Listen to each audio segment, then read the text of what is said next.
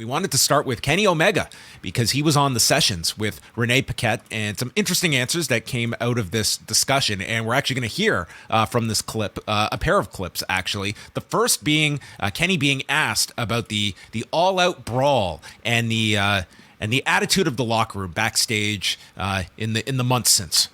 Do you feel like since that atmosphere backstage has somewhat cleared up? Yeah, no, I really do. There was a while when, and I can understand the confusion. It's sort of like, hey, we know this thing happened. We heard this thing happen. It's all over the dirt sheets. Why don't we know what happened?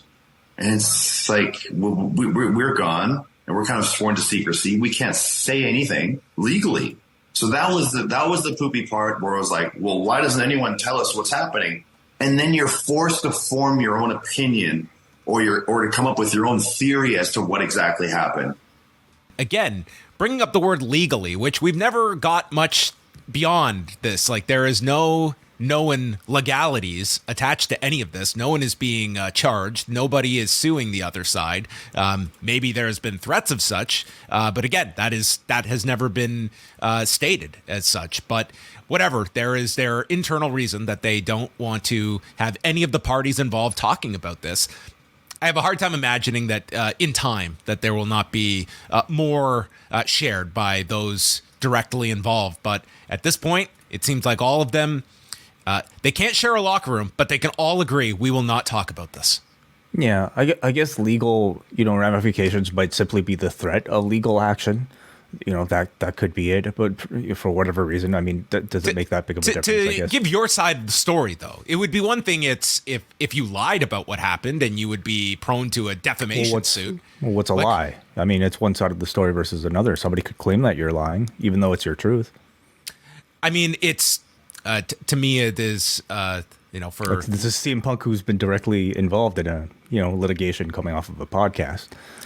Right. Yeah, I don't know how antsy you would be to jump right back into a situation like that, but nonetheless, none of the sides are talking about it. So they can make references to it in a wrestling match, but they can talk about it on a podcast here. Like, is this not considered talking about it?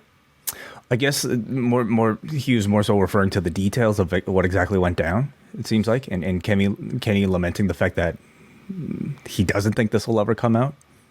Yeah, and when it comes to the details of what happened, I think most can piece together what happened in terms of that side. I mean, you have seen enough of like the blow by blow of what happened. I think the idea of Kenny explaining sort of the circumstances of what led up to that, I definitely sense from this answer frustration on his part that they cannot kind of give their side of how it all went down. Mm-hmm. And if you're equally frustrated that your fan base is forming their own opinions, well, that's sort of by you making this decision, this pact to not talk about it, that comes with the territory that people are going to draw conclusions and they are going to pick their sides of, who was right, who was wrong, and how much this has ultimately been a hindrance to this company for months at this point, and how far removed they are from it now. And this will resurface, I think, once Punk is healthy. This becomes another subject of how AEW plans to use or not use CM Punk. Right. Yeah. I don't know if, hearing Kenny's thoughts here changes a whole lot for me, in that regard. I feel like, the moment that Punk does become ready, I feel like Tony is still very much probably wanting, him to be a part of the locker room. I don't know if that changes so much, from hearing Kenny's words here. But it's refreshing, hearing at least some comment on it from one of the participants. It's certainly going to be a story that's attached to all of the men involved for the rest of their careers. Yeah, and it does bring up the question, like we had this going into Full Gear, was the Kenny Omega and the Young Bucks, whether they would be put out in front of the media, and then with them losing the match that night to Death Triangle, they traditionally put the winners of the key matches in front of the media, so they were not there. And it'll bring about the question, like, do you have Omega and the Young Bucks in front of media for the first time this coming Sunday if the situation arises again, because they have not had to face that kind of questioning thus far. Yeah, I mean it's been 6 months, and I don't know how long you could really avoid it. You can't keep them away from media forever. I'm sure they've done some interviews since then, but they'll just kind of have to field it. And if it's a Tony Khan, no comment, then it's a no comment. Or maybe we get something like what we got from the Renee podcast. I think you would get more out of those three than Tony Khan, as this answer indicated from Renee. The other interesting aspect was Renee asking about Kenny Omega's contract status that has been reported on last week in The Observer, noting that his deal was to be up in January, but because of the time missed, that time has been tacked onto his contract. And it's sort of a mystery now of like when the exact date is up with AEW, but he automatically becomes a highly coveted figure for this year in terms of interest outside and within. So here's Kenny being asked about his contract. I would be remiss to not ask you. You can answer however you want. But yeah, it seems like time is ticking down. I mean, as one of, again, we can list off all of the things that you've done in AEW, all of the things you've done throughout your career. What do you want the rest of your career to look like? Wow. Sometimes, the first thing that pops into your mind is probably how you really feel. And the first thing that came to my mind wasn't, a venue. It wasn't a title. It wasn't some kind of accolade. I feel like whatever it is that I can contribute to wrestling, I want to be able to help people in the next generation realize the potential as quick as possible, or quicker than I was able to. If I can help give anyone advice, or to help push them into a certain direction that can lead to something good for them career-wise down the road, that is where I'd like to see myself. I don't feel like I have too many goals or aspirations of my own anymore. No goals or aspirations of his own anymore. He wants to help the next generation. Where can he do that best? I kind of feel like it's anywhere he chooses, right? Obviously, everybody's time as a active performer is going to be limited, and I feel like the next best thing after that is to have some sort of coaching role. Obviously WWE has a pretty established system at this point in the Performance Center, but what a full circle moment. The guy who walked out of Deep South hating this industry would end up coming back to be running the PC. Right. But I also feel like that conversation is like a long time away, and I don't even know if that would be part of the negotiations that he would have, for this current contract.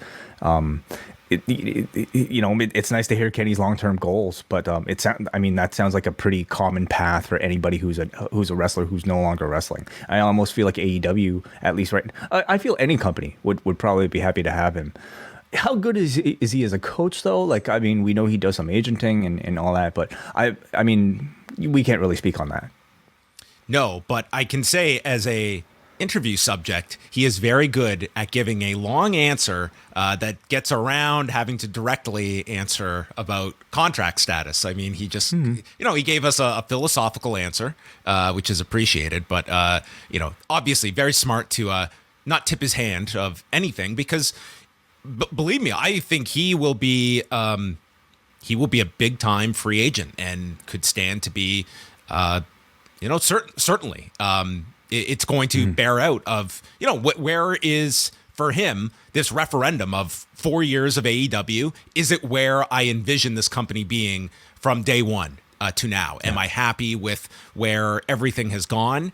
And if not, you can certainly, there was another line in here about him talking about how there's times he wishes he could go just back to being a wrestler without the pressures of like the EVP title and such. And WWE, he talked about it the last time before he signed with AEW, the idea of I could just turn my brain off, go to WWE and just, it doesn't come with the same pressures of a situation like this. And it could be very attractive for him, especially in an environment where he can work with all new talent, younger talent. There's a lot of positives to a WWE option at this stage of his career. They made a big play for him, 4 years ago. I don't see any reason why they wouldn't right now. Seeing how, Cody Rhodes is about the headline of WrestleMania and how protective they've been of Cody and how well Cody is doing. I think everybody who's any sort of name is, unless you're a John Moxley, and it seems like, he's somebody who might be an exception who's pretty adamant about not wanting to go back. Moxley and Jericho, who both signed before their deals were up. Jericho had time left, and they made a very public thing about it. Jericho would have, believe me, he could have played the game and opted not to. True. Although I think Omega has a lot more value than Jericho at this point. He's younger. I think they're that much bigger of a name in terms of I think a relevant pay-per-view level draw, if you want to call it that. He's also never had that taste of the WWE, and I could believe that he might want that big stage a little bit more than somebody like Chris Jericho who's already had it.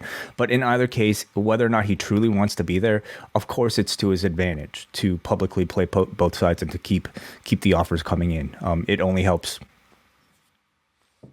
Do you envision Omega and the Bucks being a package deal? Do you think that they would ultimately? What's the contract status on the Bucks?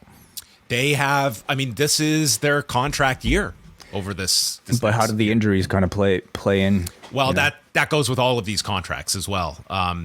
Is that if you have missed time, that you can have time tacked on. So contracts become a bit of a guessing game if you don't have the action, and sometimes even for the wrestlers that are not aware of when their deals are exactly up. If it's around the same time, it might not be too crazy to think that maybe one of them would sit out for the rest of the period until all of them are up and they can all negotiate together. But from the figures that I've kind of heard, being battered around for those guys 4 years ago, they didn't negotiate together back then, so maybe I wouldn't necessarily think that they would this time around, but it would be a hell of a statement to have all three of them come in.